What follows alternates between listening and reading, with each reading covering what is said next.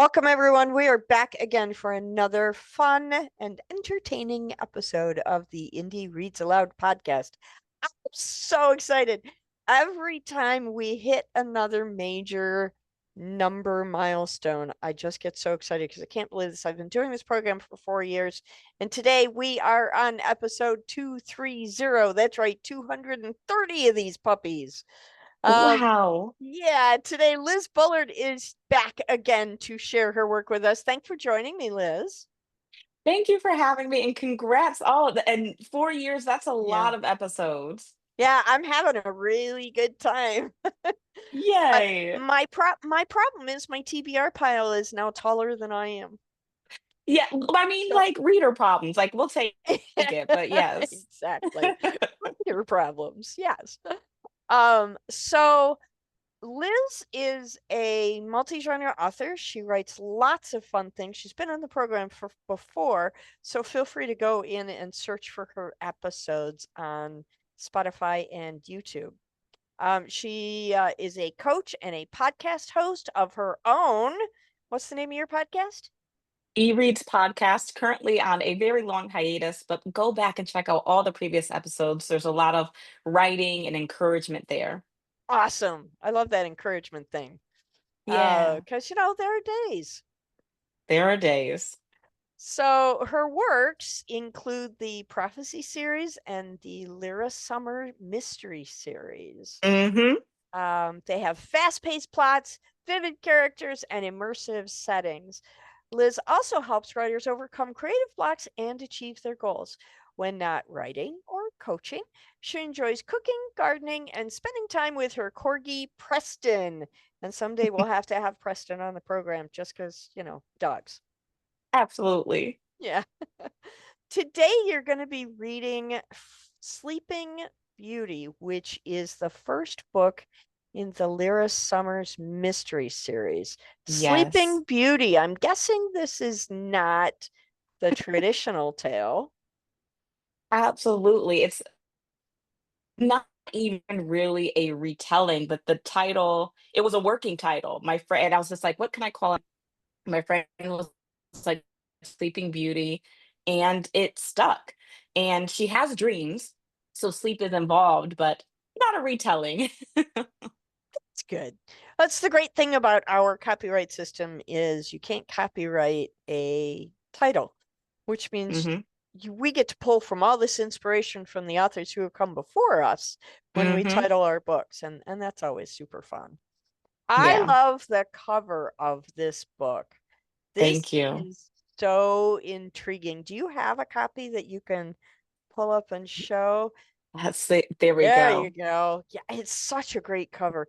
For those of you Thank who are not you. watching on YouTube and you're listening on Spotify, Oh, check out the show notes so that you can go check out the cover art. It's really well done. So whoever did it, kudos. thank you. I use getcovers.com. They've done all my covers. They use a lot of different like stock images to like build everything. And I'm Yeah, always fascinated. Like, how do you take these four images and blend it into that? It's fascinating to me. it is. It is. Computers give people like me the illusion that we're artists, but we're really not. The real artists are the people who do that and do it well. Yes. So give me the overall synopsis of Sleeping Beauty. What's the story here? Yeah, so Lyra Sommers is an amateur sleuth who had dreams about people in need. And we see her in this novel really struggling with, are these real dreams, visions, you know, she making this up? Really, that struggle of what's happening. And she keeps having this repeat dream of this woman who's been abducted. And, it's driving her crazy. So she's trying to piece together these clues while navigating, the anxiety and the pressure and the trauma of her own past. She's lost her mother was murdered, her foster mom passed away. So she has all this, trauma that makes her a bit prickly and pushes people away, and so she's battling that as well as trying to put these clues together in this novel. This sounds really intriguing. I'm looking forward to hearing this. And that it's book one in a series is very Mm-hmm. exciting to me, because we get to take some more time in each Mm-hmm. book to kind of play with situations and details and red herrings, as it's a Mm-hmm. mystery, right? Mm-hmm. So yeah, I'm super excited to hear you read some of this. So when you are ready, please take the microphone and read aloud. Absolutely. And let me set my timer. I forgot to do that. Let me I appreciate see. that because I don't like interrupting people when they read. Appreciated. Okay. All right. So I'm going to read starting at chapter one. Perfect. Chapter one. The soft crash of waves brings a salty coating to my lips. The soaring seagulls add to the coastal melody. Underneath the abrasive crystals, the taste of him lingers on my lips. I stop myself from licking it away, fearful it will remove him. Soft steps against marble floors do not take me from my slumber, but his words make me shiver. And I lay by your side. His breath warms my neck, and the oaky aroma of the bourbon still coating his tongue pairs well with the coastal breeze. I cannot speak. I am too infatuated. I try to take in all of him, though parts of his body are I am unable to make out. My breath races as soft, passionate kisses trace my collarbone. The hint of his 5 o'clock shadow brushes my skin, scratching me gently. Sleep starts to pull away, and I fight to keep it. I feel him saying my name, but I can no longer make out his words. His body next to mine is a juxtaposition of sensations: warm and cool, soft and hard, smoky and sweet. My heart skips faster as his hands travel between my beep, beep, beep. The alarm blares, and I awake in a tangled mess of perspiration and a head wrap lost from endless tossing and turning. Rolling on my back, I stare at the cream colored ceiling, decorated with water stains as accent marks. My body still pulses from the pressure of his fingertips. Shaking away the sensation, I turn to my left, which is not a coastal waterfront, but the mix of high rises and cats daredeviling on ledges. I am in the city, my city. With every inhale, a part of me searches for the aroma of Tuscan oranges. How can I long for something I've never smelled before? I ask, knowing the answer very well. I haven't been there yet, but I will. The dreams always take me somewhere or to someone I have yet to experience or meet. I suppose this time I should be thankful for the bliss moments and the absence of torrential screams. But these dreams are tormenting in their own way. They are different, always showing me a piece of a man who seems to know me intimately, though we have never met. I lick my lips, still tasting him. Get it together, Lyra. The palms of my hands drive into my eyes, as if that will disperse the desire for him, this man who I've never seen beyond my dreams. My fingers run through my hair, tangled and frizzed, damaging the perfectly normal image I want to present for my appointment. Rolling on my stomach, I reach under the bed. There is no need for me to extend my arm far. The notebooks are stacked high and firm. Looping a finger in the spiral coil, I draw it to myself and flip to the empty page. I'll have to replace you soon. The blank pages do not vex me like my dreams. Their emptiness is welcome, making me feel as if I am not actually crazy, just partially. I thumb through some earlier entries. Been a while since I saw you in my dreams. Why are you back now? Taking one of the three pens from my nightstand, I jot down the date and the details that I remember. June 4th, location, ocean, blue, and salty, perhaps somewhere in Italy. Him, stubbly beard, bourbon, delicious. I strike out the last word, even though it feels fitting. Before I reprimand myself further, fluttering wings and microscopic taps against the window pane draw my attention. Each moment, I don't immediately leap from the bed. The sound becomes more frantic. I'm coming, I shout, but my words do not stop the fluttering as I take the brief step to my kitchen and retrieve the blend of toasted breadcrumbs and chopped cranberries I've mixed together. Hold your feathers, Pidge, I grumble, though I push aside the smile threatening to form. I enjoy his visits more than I'd care to admit. With a shake and a pull, the window is open, and the spotted white and black chested pigeon waddles in for his breakfast. Pidge's tail feathers shake, and he coos enjoyably as he devours the mixture. Seeing him struggle with a larger piece of cranberry, offering it to him, he takes it from me. We'd be lost without each other, wouldn't we? Pidge doesn't respond to me as he takes more interest in the cranberries. With my free hand, I comb my fingers through my hair. I should cancel my therapy appointment. Pidge, Pidge coos, but does not lift his head from the remaining crumbs. I can say, "Hello, Dr. Sabin. It's Lyra Summers. I'm under the weather and need to cancel." I can even cough a little to make it sound genuine. Pidge pecks at the last breadcrumb, then looks at me, but doesn't coo. I take it you don't agree. Waddling to the windowsill, Pidge coos and flutters his wings before hopping off the ledge. With my head out the window, I watch as he rises and flies away. Hair falls in front of my face. I purse my lips and blow it from my eyes. What do you know? You're just some pigeon that steals my breadcrumbs. However, my words do not stop Pidge from fluttering past the window and landing on the rooftop across from me. His typical routine. He rests his feet and waits for the other birds to join him. Part of me wonders if he brags about the crumbs he gets. The phone rings and I dig it out from under the sheets. When I see the name flash across the screen, I contemplate sending it to voicemail. But I don't. Instead, I say, "Tisdale."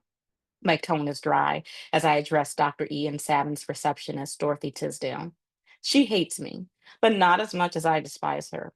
It has been that way for the last 3 years. When she responds, she doesn't say my name, but what really makes me drive my palm into my forehead is the fake chipper tone she uses. "Morning from Dr. Savin's office. We are just calling to confirm that you will be at your 9 a.m. therapy session." I take note of how it's more of a statement than a request, but the real question is, will I oblige or follow my instinct and rebel? Chapter 2. Therapy office is located at the crossroads of the city between middle class and poverty. The stone brick exterior contrasts with the soft therapeutic tones inside, which house the therapy office and waiting area. In the corner of the entry, with my back to the wall, I watch as the receptionist helps a patient schedule their follow up. The woman looks like she's from the upper part of the crossroads, slick back pony, sling back heels, the color of her purple suit, and matching purse. My appearance does not match my appearance does not match the polished looking woman. My style is rougher, with green cargo pants, a black tank top, and my faithful black and white Converse. At least, like the woman, my black fanny pack matches my outfit. Having no time to re-straighten my hair, I braided it into four plaits and tucked the ends around like a crown. I catch my reflection in the metallic vase, and I'm glad my years in foster care forced me to learn how to do my own hair. The woman talking to Miss Tisdale laughs, and I hear the end of their pleasant exchange. They talk like two people crossing paths at the supermarket. I find the woman's ability to play normal irritating, though perhaps she really is normal. The click of the door matches the soft sound of her heels as she walks out the door, leaving only the receptionist and I. Seconds pass before she shuffles some paper and calls to me. "The doctor will see you now." Pasting on my best light-hearted smile, I lift myself and walk through the door. Dr. Savin acknowledges me with a slight upturn of his lip as he finishes something on the computer. I take my typical seat by the window. The sun has warmed the seat and it helps me to relax, as does the light fragrance of sandalwood coming from one of the many strategically placed essential oil sachets. The chair creaks as the doctor pushes from it to join me opposite the table and houses a tissue box and therapy magazines. His steps are silent, and for a moment, the only sound is from a small bowl filled with smooth river rocks and water. It's a bubbling water feature on his desk that offers a soothing oceanic sound. Taking his seat, he folds his leg and sets the pad on his lap. Lyra, thank you for waiting while I finish that up. How are you? How have you been? His tone is light, though I feel my shoulders tense. I widen my smile and hear the overcompensating octave in my tone. Never better. How about you, Doc? His eyes remain on me, but I see the shift in his salt and peppered brown beard. No judgment, just assessment of my words. Tell me, what does never better mean? Here we go. Everything is normal. It's like I'm cured. Dr. Sadler puts his pen on the pad. Lyra, we have been working together for a while. So to him, I said I would be willing to see you less frequently if you be honest with me. So please respect our agreement. I told his gate. He does not waver, so giving me nowhere to hide. Defeated, the words pour out. I had a dream. Dr. Savin's kind eyes assess me as he prompts. Okay, tell me more. Is this the same dream or a new one? Gazing at a bird perched on the windowsill, I consider my next words, knowing they can lead me back to a place I no longer wish to reside. Lyra, he calls, pulling my attention back to the room. It's safe to talk about your dreams here. It's not. My words come out like a snarling growl, warning the doctor away. But he proceeds. Lyra, I can't help you if you refuse to be truthful. I scoff. I tell you my dreams, and you write down how crazy I am. Then I land myself in the mental hospital, unable to help those I see. Used to my outbursts, Dr. Savin does not move. Keeping his words and tone neutral, he challenges me. We've talked about this, Lyra. It's not good to project your fears onto others. You have concerns over your safety, and you work through that by helping others. If you want if you want these dreams to stop, you must work through your own trauma. And I will pause there. Excellent. Thank you very much. Thank you for listening. I love the idea that she has a pigeon that visits her. Yes. It's such a cool, I mean, it's not as lack of a better word, normal as like having a Hmm. squirrel jump up on your windowsill. So it Hmm. kind of makes it a little bit different. And I think it's interesting that birds seem to be a connector for her. Hmm. Hmm. Uh, because so often we associate dreams with flight or flight in dreams. So I Hmm. find that's an interesting little. So now I'm intrigued. Now I Yay. want to know more. Yay. So did you end this book I know it's the first in the series. Did you end it on a cliffhanger or did you help us resolve it so that we can read the books separately as standalones? Absolutely. So I'm a cliffhanger gal. Like I try not to, and I think this one has a nice conclusion. Like the mystery is concluded. There's like a playfulness at the end about like there's more, but like everything is resolved. Book two, there is a bit more of a cliffhanger. Like you're gonna have book two and book three to close out this, but book one is much more resolved. Okay, good. Then that's a nice way for us to get to know you as an author, to Mm-hmm. understand the story and the characters, and then we Mm-hmm. can make a decision about are we going to read the next book or not. And of Yes. course, I know just from listening to you read before, when people read you, they're not going to be able to stop. So Yay. I feel confident. Um, Thank you. I have your books on my TBR, and it like I say, it's really annoying because I try really hard to read things in the order in which I discover them, and then I have authors like you back on for more Yeah. podcasts, and then I say, well, maybe I need to move it a little further up in the list. It's a hard thing to manage. Um, Absolutely. what did you find was the hardest thing to manage in book one of the series? Yeah, well, funny story, like, I actually, like, I had a dream. I saw, like, that scene actually those first two scenes, I dreamed about like this woman waking up from a dream and it was driving her crazy. She goes to her therapist, and I was like, oh, I really like this, there's something here. And I said, I will write it when I'm a better writer. I felt like I couldn't write a mystery. I felt like I couldn't put the clues together. I couldn't do it, and so I shelved it. And I think the hardest thing was challenging that thought of thinking like I can't do it, Mm, because I think it slowed the process. Like I wanted to do this as part of the Amazon storyteller competition. And yeah. so I was trying to push myself, and I overthought, I second guessed. I worried, was the mystery going to be there? And that wasn't the thing. Like people loved that, but they loved the character more. And so I think for any creative or any person listening, the hardest part is always that negative internal dialogue. And so if you Yeah. can catch the thought when it's small and like put it out or challenge it, like that's the best thing to move forward. Yeah. I think self-doubt is the biggest monster we have to battle. Absolutely. Yeah. Well, I'm super excited. I know you're going to come back and read for book 2 for another episode. I have lots of questions, but I think I'm going to wait until you come back in book 2, and then we can kind of pick up where we left off. Awesome. Thank you Thank you so so much for much. coming back on the program again. I really appreciate it. Thank you for having me. Anytime.